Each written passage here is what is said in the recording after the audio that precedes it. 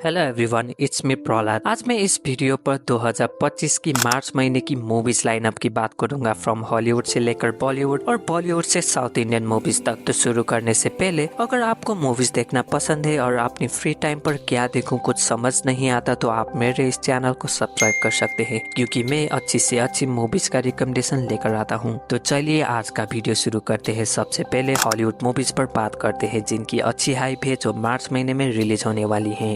तैयारी कीजिए अपने दिमाग को घुमा देने और साइकोलॉजिकली आपको सोचने पर मजबूर कर देने के लिए, क्योंकि Oscar winning director Bong Jong हो लेकर आ रहे हैं मिकी 17, जो 7 मार्च पर रिलीज होने वाली है। एक ऐसी साईफाई डार्क कॉमेडी जो बिल्कुल अलग होने वाली है। पैरासाइट और स्नोफिशर जैसे मास्टरपीस देने के बाद बोंग एक और अनोखी कहानी लेकर आ रहे हैं। रॉबर्ट पैटिंसन, जो बैटमैन का डार्क कैरेक्टर प्ले कर चुके हैं, इस बार एक नया रोल मिकी नामक एक व्यक्ति का निभा रहे हैं। इस फिल्म की सबसे बड़ी खासियत है इसका डार्क ह्यूमर और साइकोलॉजिकल थीम का कॉम्बिनेशन। बोंग जोंग हो हमेशा अपनी फिल्मों में सोशल कमेंट्री और सटायर का तड़का लगाते हैं, और मिकी 17 भी इस फॉर्मूले से अलग नहीं है। रॉबर्ट पैटिंसन का एक्टिंग काफी लेयर्ड और एंगेजिंग होगी, जो मिकी के ट्रैजिक और बिजार कैरेक्टर को और भी बेहतरीन बनाएगी। और उसके बाद 14 मार्च में आने वाली है इन द लॉस्ट लैंड। अगर आप एक वाइल्ड और थ्रिलिंग फैंटेसी एडवेंचर देखना चाहते हैं जिसमें साईफाई और हॉरर का तड़का हो, तो इन द लॉस्ट लैंड्स आपके विश लिस्ट में होनी चाहिए। इस फिल्म को पॉल एंडरसन डायरेक्ट कर रहे हैं, जिन्होंने इवेंट होराइजन और रेजिस्टेंट इविल जैसे मूवीज बनाई हैं। फिल्म के लीड रोल्स में है मिला जोवोविच और डेव बाटिस्टा। और सबसे बड़ी बात, ये गेम ऑफ थ्रोन के राइटर जॉर्ज आर मार्टिन की एक कहानी पर बेस्ड है, जिसमें मोरली ग्रे कैरेक्टर और डार्क थीम्स देखने मिल सकती हैं। जो लोग जॉनर बेंडिंग और विजुअली स्टनिंग सिनेमा देखना पसंद करते हैं, उनके लिए इन द लॉस्ट लैंड एक मस्ट वॉच फिल्म होगी। और 21 मार्च पर रिलीज होगी डिज्नी की लाइव एक्शन मूवी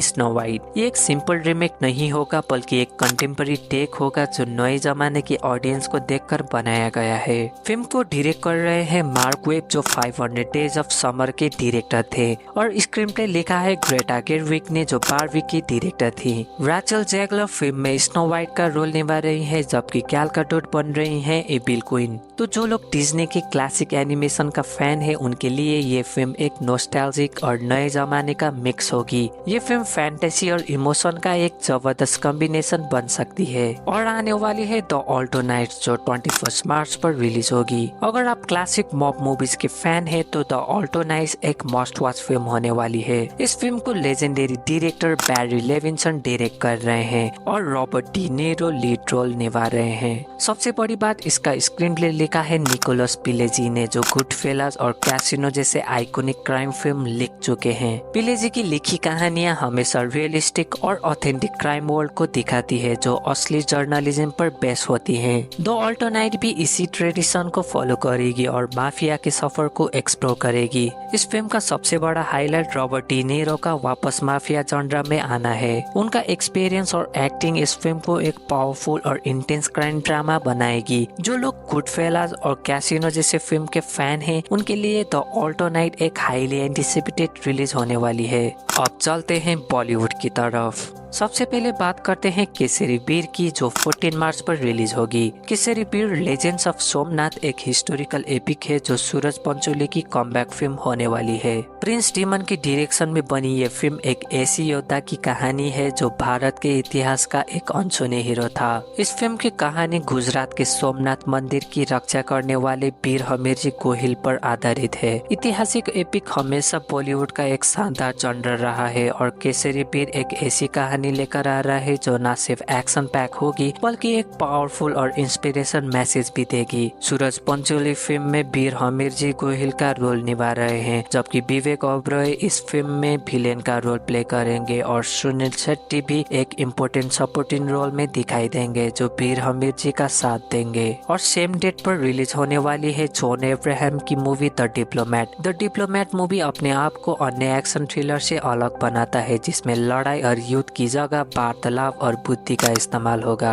आज के दौर में एक्शन पैक थ्रिलर की भरमार है, लेकिन द डिप्लोमेट एक नए नजरिए के साथ आता है जो राजनीतिक चालबाजी और संवाद की शक्ति पर जोर देगा। जॉन अब्राहम, जो अपनी एक्शन भरी भूमिकाओं के लिए जाने जाते हैं, यहाँ एक नया अंदाज दिखाने वाले हैं, एक शांत और समझदार राजनेता का। और आने वाला है वैद्य मूवी जो 21 मार्च में रिलीज होगी। इसे बॉलीवुड का पहला साईफाई सुपरनैचुरल थ्रिलर माना जा रहा है। डायरेक्टर पुनीत शर्मा ने इसे बनाया है, जिसमें सुधांशु राय, हितेन तेजवानी और सौरभ राज जैन मुख्य भूमिका में हैं। इसमें हमें इंटर डायमेंशनल ट्रैवल का कॉन्सेप्ट देखने को मिलेगा। और बात करते हैं विक्रम भट्ट की मूवी तुमको मेरी कसम जो 21 मार्च में रिलीज होगी, जिसमें अनुपम खेर, ईशोक सिंह, अदहा शर्मा और ईशा देओल जैसे एक्टर होंगे। तुमको मेरी कसम डॉक्टर अजय मुर्दिया की जिंदगी से प्रेरित है, जो इंदिरा IVF नाम की प्रसिद्ध फर्टिलिटी क्लिनिक चेन के फाउंडर हैं। ये फिल्म इनफर्टिलिटी के इमोशनल और सोसाइटल पहलू पर रोशनी डालेगी और उन लोगों की कहानी बताएगी जो पेरेंटहुड की तलाश में असिस्टेड रिपोर्टिंग टेक्नोलॉजी का सहारा लेते हैं। और इस महीने का सबसे बड़ा रिलीज सिकंदर आने वाला है 28 मार्च पर, जिसमें सलमान खान का एक्शन ड्रामा और उनका खास स्वैग होगा। ट्रीजर देख के लोग इसे एक रीमेक होने की आशंका कर रहे हैं, जो थालापति विजय की सरकार से कुछ मिलती जुलती है जैसा बात कर रहे हैं। सिकंदर में सलमान खान संजय राजकोट का किरदार निभा रहे हैं, जो मिनिस्टर प्रधान जो सत्यराज प्ले कर रहे हैं के खिलाफ जंग के ऐलान कर देते हैं, जो इस फिल्म में राजनीतिक पहलू का संकेत देता है। पर यह देखना इंटरेस्टिंग होगा इसे कैसा रिस्पॉन्स मिलेगा।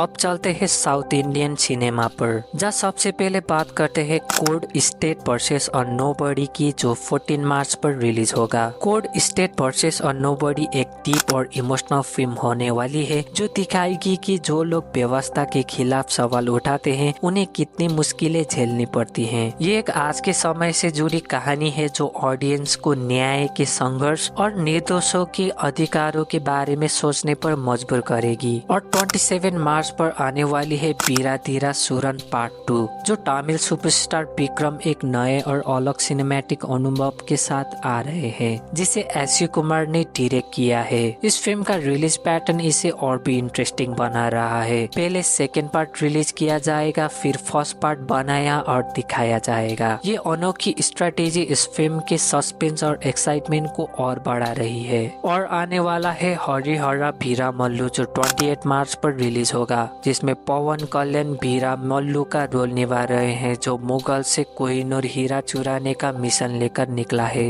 इस फिल्म का music academic award winner MM Keeravani ने कंपोज किया है, जो इसके सिनेमैटिक एक्सपीरियंस को और भी भव्य बनाएगा। और फाइनली आने वाला है रॉबिन हुड मूवी, जो 28 मार्च पर रिलीज होगा। नितिन की फिल्म रॉबिन हुड, जो वेंकी कुटुमुला ने डायरेक्ट किया है, फिलहाल तेलुगु फिल्म इंडस्ट्री में काफी चर्चा में है। ये फिल्म एक मॉडर्न अडेप्टेशन होगा रॉबिन हुड की क्लासिक कहानी की, जिसमें एक ऐसा हीरो होता है जो अमीरों से लूट कर गरीबों की मदद करता है। हॉलीवुड के अलग अलग जॉनर से लेकर बॉलीवुड के धमाकेदार ड्रामा और साउथ इंडियन सिनेमा के हिस्टोरिकल एपिक तक मार्च 2025 एक सिनेमैटिक रीड होने वाला है। हर किसी के लिए कुछ न कुछ देखने लायक होगा। टैलेंटेड एक्टर्स, शानदार कहानियां और विजनरी डायरेक्टर्स, सब कुछ एक साथ। तो आप कौन सी मूवी देखने के लिए जा रहे हैं कमेंट में बताना मत भूलना। और अगर आपको ये वीडियो पसंद आया तो प्लीज लाइक कर देना और चैनल को सब्सक्राइब कर देना। आज के लिए बस इतना ही, बाय बाय।